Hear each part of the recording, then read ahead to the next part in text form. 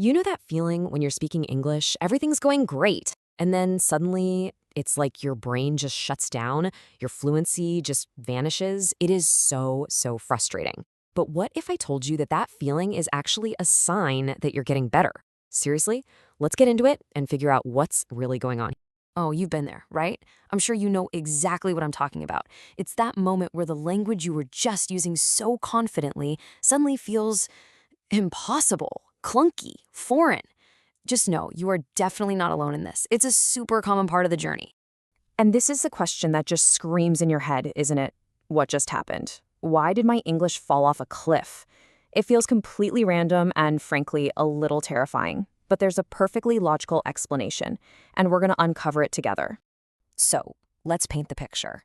This is the classic scenario, right? When it's just you and one other person, you're on fire. You can talk for hours, you can explain really complex stuff, you can tell stories, crack jokes, no problem. But then you walk into a group, and poof, it's gone. You barely speak, your sentences get all short and choppy, and your confidence just tanks. Sound familiar? Okay, so when this happens, our brain immediately starts spinning a story to try and make sense of it. And let's be honest, it's usually not a very kind story. Let's take a look at the typical things we tell ourselves and why they're wrong. The first one to hit is almost always this punch of self-doubt. You immediately start to question everything. Wow, maybe I was just kidding myself. Maybe I'm not as good at this as I thought I was. Or you start thinking your skills are just totally unreliable. Like one minute they're there, the next they've completely disappeared. It feels like you're building on sand, and you can't actually trust your own abilities from one day to the next.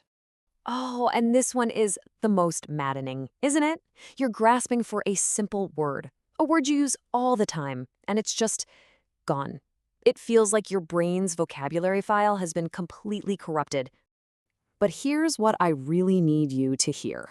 All of this, all these stories you're telling yourself about being broken or unstable or forgetful, they are just not true. It's an illusion. Your English didn't break. So if you're not the problem, then what is? Well, the real cause is the situation itself. Get this, your language ability is still there, exactly as it was 5 minutes before. The only thing that changed was the context you were in, and that, right there, is the key to this whole thing. So let's break down this context shift. Your brain, in a split second, detects a few huge changes. You went from a private conversation to a public one. You went from a familiar, predictable dynamic to an unfamiliar one. And you went from feeling safe to feeling observed. Your brain picks up on all of this instantly. And that shift creates what we call new output conditions.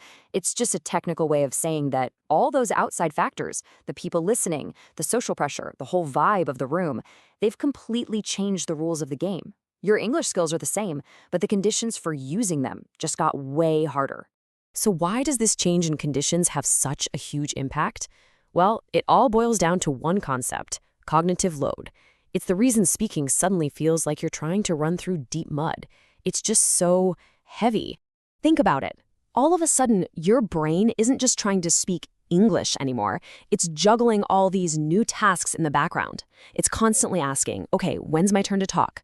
What do they think of my accent? Oh God, was that a mistake? How am I coming across right now? That is a ton of extra processing. And what happens when your brain is doing all that extra work?